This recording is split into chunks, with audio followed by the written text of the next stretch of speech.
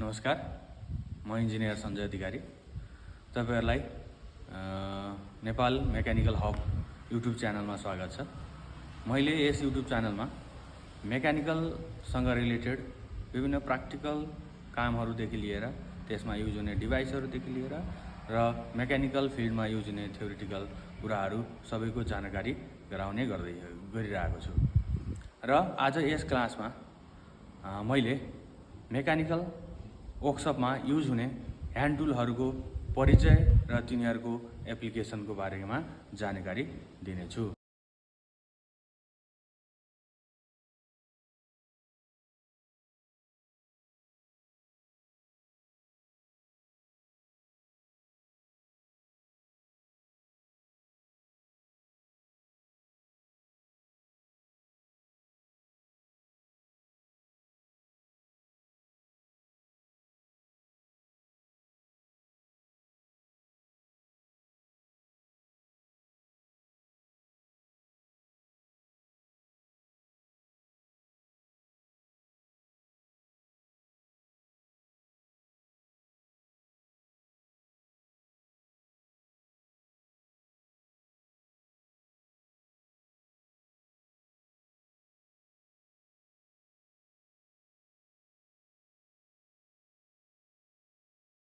आज हामीले यो क्लासमा मेकानिकल वर्कसपमा युज हुने ह्यान्ड टुल्सहरुको परिचय र तिनीहरुको एप्लिकेसनको बारेमा जानकारी प्राप्त गर्नेछौँ। र मैले सुरु गर्न चाहे, हामीसँग यहाँ हेर्नु देख्न सक्नुहुन्छ फाइलहरु राखेको छ। यो 4 टाइपको फाइलहरु छ, जसमा हाम्रो पहिलो फाइल भनेको कस्तो फाइल भन्दाखेरि सर्कुलर फाइल है। किन सर्कुलर भन्दा यसको क्रस सेक्सन हेर्नुस् त, क्रस सेक्सन के छ, सर्कुलर शेपको छ, त्यो भएर यसलाई सर्कुलर फाइल पनि भन्छ। सर्कुलर होलहरुको इन्टरनल पार्ट्सहरुमा फाइलिङ गर्न पर्यो भने त्यतिबेला हामीले यो फाइलको युज गर्छौं। त्यसपछि अर्को रहेको छ फ्ल्याट फाइल।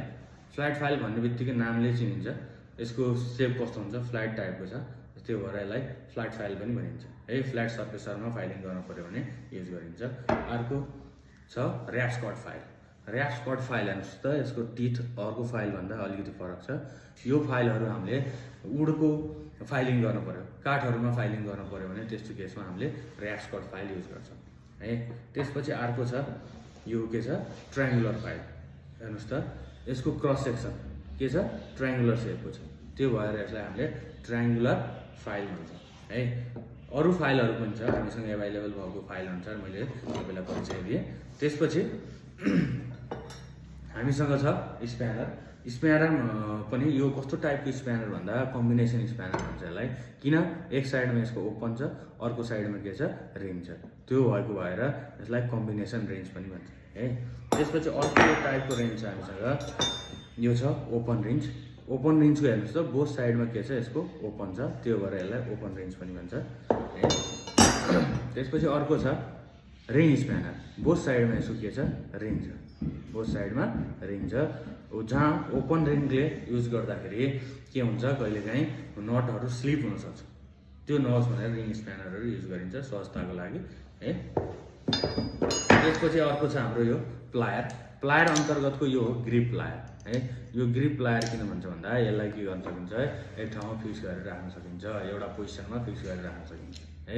यसमा ग्रिपिङको काम गर्छ, कुनै अब्जेक्टलाई समातेर कुनै अपरेसन गर्न पर्यो भने त्यतिबेला यो प्लायरको युज गरिन्छ है। त्यसपछि हामीसँग छ अर्को कम्बिनेसन प्लायर है। इलेक्ट्रिकल वायरिङहरुसँग रिलेटेड भएर यो प्लायरहरु म्याक्सिमम युज गरिन्छ। यसमा के हुन्छ, वायर स्ट्रिपिङको फ्यासिलिटी पनि हुन्छ, ग्रिपिङको फ्यासिलिटी पनि हुन्छ, त्यो भएर यसलाई के भन्छ, कम्बिनेसन प्लायर भन्छ है।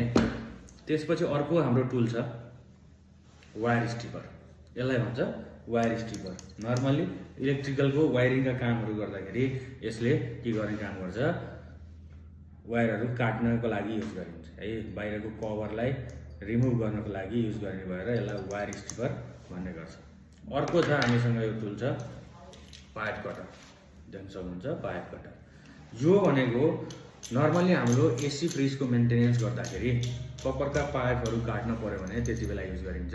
जब हामीले यस ठाउँमा पाइप राखेर यसरी रोटेट गर्यौं भने यसमा फिक्स हुन्छ र बिस्तारै यसलाई रोटेट गर्दै गर्यौं भने पाइपहरु काट्नको लागि युज गरिन्छ। एसी फ्रिज मेन्टेनेन्स गर्ने टेक्निशियनहरुसँग यो हुनै पर्ने एउटा टुल हो है। त्यसपछि अर्को छ हामीसँग यहाँ छ डिभाइडर। यो हो डिभाइडर। यसको काम के हो भन्दाखेरि डिभाइड गर्ने। जस्तै कुनै अझ अर्को के पनि भन्न सकिन्छ भन्दाखेरि कुनै लाइनको डाइमेन्सनलाई अर्को ठाउँमा पुर्याउनु पर्यो, त्यति बेला कुनै लाइन्सहरूलाई डिभाइड गर्नु पर्यो अनि त्यति बेला युज गर्ने एक प्रकारको डिभाइडिङ टुल पनि हो है। त्यसपछि हामीसँग छ यहाँ देख्न सक्नुहुन्छ यो के हो एलियन की सेट। नर्मली बोलीचालीमा एलियन की पनि भन्न सकिन्छ। यसमा विभिन्न नम्बरका कीहरू हुन्छन्। एलियन बोल्टहरू लुज र टाइट गर्नको लागि युज गर्छौँ है। त्यसपछि हामीसँग छ मेजरिङ टुलमा भर्नियर क्यालिपर है। यो हाम्रो के हो भर्नियर क्यालिपर हो। यो एउटा मेजरिङ डिभाइस हो। यसले के गर्छ इन्टरनल एक्सटर्नल डायमिटरहरू मेजर गर्न, डेप्थहरू मेजर गर्नु पर्यो भने यो गजहरू युज गरेर हामीले के गर्छौँ मेजर गर्छौँ। यो एउटा प्रिसाइज टुल अन्तर्गत पर्छ है। त्यसपछि यो छ यो एउटा ह्यान्ड टुल अन्तर्गत पर्छ। यसलाई हामीले रिभेट गर्नु पनि भन्छ है। यो रिभेट हान्न पर्यो भने त्यति बेला यो हाम्रो रिभेट टुल युज गर्छौँ। अनि अर्को छ माइक्रोमिटर। यो हो भर्नियर माइक्रोमिटर है। यो माइक्रोमिटर पनि एउटा प्रिसाइज मेजरिङ टुल हो। यसको डिटेल हामीले अर्को भिडियोमा बनाउनेछौँ। त्यसपछि अर्को वर्कसपमा युज हुने टुल मध्येको यो पनि एउटा टुल हो। यो के हो भन्दाखेरि ग्रिज गन भन्छ हामीले है। कुनै ग्रिजिङ पोइन्टहरूमा ग्रिजिङ गर्नु पर्यो भने हामीले यसमा के गर्छौँ ग्रिज फिल गर्छौँ र यो नोजलको थ्रुबाट ग्रिजिङ पोइन्टमा हामीले के गर्छौँ ग्रिजिङ गर्ने काम गर्छौँ। नेक्स्ट छ हेक्सा। यो भनेको हेक्सा भन्छौँ हामीले नर्मल्ली। यो यसको हेक्सा ह्यान्डल भन्नुभयो। यो चाहिँ यसको हेक्सा ब्लेड भयो है। मेटल पिसहरू काट्न म्यानुअली काट्नको लागि यो कुराहरू हामीले हेक्साको युज गर्ने गर्छौँ। अर्को टुल छ वर्कसपमा युज गर्ने स्पिरिट लेभल। यो स्पिरिट लेभल कुनै पनि सर्फेसको मेसिनिङ अपरेसन गरिसकेपछि त्यसको लेभल मेन्टेन भएको छ कि छैन भनेर चेक गर्नको लागि के गरिन्छ यो हो स्पिरिट लेभलको युज गरिन्छ। यो छ यो नर्मली ब्रेजिङ गर्नको लागि युज गरिन्छ। कपरका पाइपहरूमा एसी फ्रिज मेन्टेनेन्स गर्दाखेरि त्यति बेला युज गर्ने एउटा टुल्स हो। यो यसको यो बर्नर हो। यो भित्र ग्यास हुन्छ। यो ब्युटेन ग्यास हो। ब्रेजिङ गर्नको लागि युज गर्ने एउटा टुल्स हो है। यो 600A एउटा रेफ्रिजरेन्ट हो। यो एसी फ्रिजहरूमा तिनीहरूको कम्प्रेसरमा यसको कुन रेफ्रिजरेन्ट लाग्छ भनेर लेखिएको हुन्छ। यदि 600A भनेर लेखिएको छ भने त्यस्तो ठाउँमा हामीले 600A को के गर्न सक्छौँ रेफ्रिजरेन्ट फिल गर्न सक्छौँ। यो अर्को हामीसँग छ HFC 134A भन्ने छ। यो HFC 134A पनि हामीले के गर्छौँ त्यसको कम्प्रेसरमा हेरेर त्यो अनुसार फिल गर्छौँ। यो अर्को छ हामीसँग सिट मेटलको काम गर्ने बेलामा युज गर्ने एउटा कटर हो। यसलाई सिट मेटल कटर पनि भन्छ है।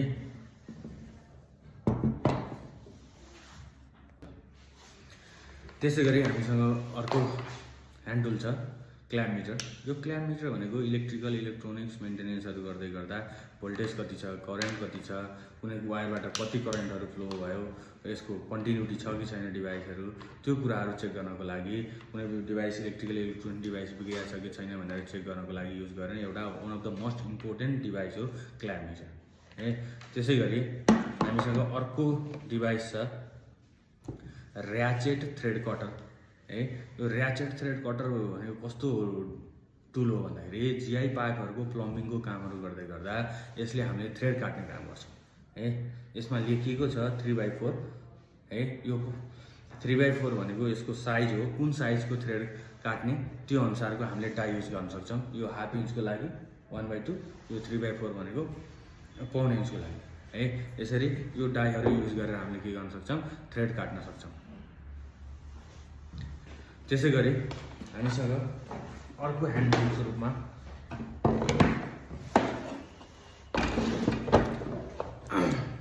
ऱ्याचेट सेट छ है। ऱ्याचेट सेटमा हेर्नुहोस् त यसमा देख्न सकिन्छ यसलाई भन्छ ऱ्याचेट ह्यान्डल। यो के छ, यसले क्लकवाइज एन्टी क्लकवाइज चेन्ज गरेर हामीले के गर्न सक्छौँ, नटलाई टाइट लुज गर्न सक्छौँ है। यो ऱ्याचेट स्प्यानर पनि भन्छ, ऱ्याचेट सेट पनि भन्छ है। योसँग आउँछ अर्को एक्सटेन्सन। यो एक्सटेन्सन सर्ट एक्सटेन्सन हो भने यो लङ एक्सटेन्सन। यो भनेको यो युज गरेर ऱ्याचेट सेट युज गरेर जुन ठाउँमा नट बोल्ट लुज गर्न सकिन्न त्यो ठाउँमा अलिकति भित्रपट्टि खोल्न पर्यो, टाइट गर्नु पर्यो भने यो एक्सटेन्सन युज गरेर हामीले यो टुलको युज गर्छौँ है। त्यसपछि हामीसँग छ सकेट। यो ऱ्याचेट सेटमा युज गर्ने सकेटहरू है। यसमा हामीसँग भएको टुलहरूमा 8 नम्बरदेखि 32 नम्बरको के छ, सकेटहरू छ। यो सकेटहरू युज गरेर हामीले बोल्टहरूलाई सजिलैसँग लुज एन्ड टाइट गर्नको लागि युज गर्छौँ। नेक्स्ट, त्यसपछि हामीसँग ह्यामरहरू छन्। ह्यामर हेर्नुहोस् त, मसँग 3 टाइपको ह्यामर छ। एउटा वुडन ह्यामर, अर्को छ ट्याफ्लोन ह्यामर र अर्को छ मेटल ह्यामर। मेटल ह्यामरमा पनि यसलाई क्रसपिङ ह्यामर भन्छ है। यसरी हामीसँग मेकानिकल वर्कसपमा युज हुने ह्यान्ड टुल्सहरू देख्न गइरहेको छु। त्यसपछि हामीसँग छ नेक्स्ट डिभाइस। यो डिभाइस हामीले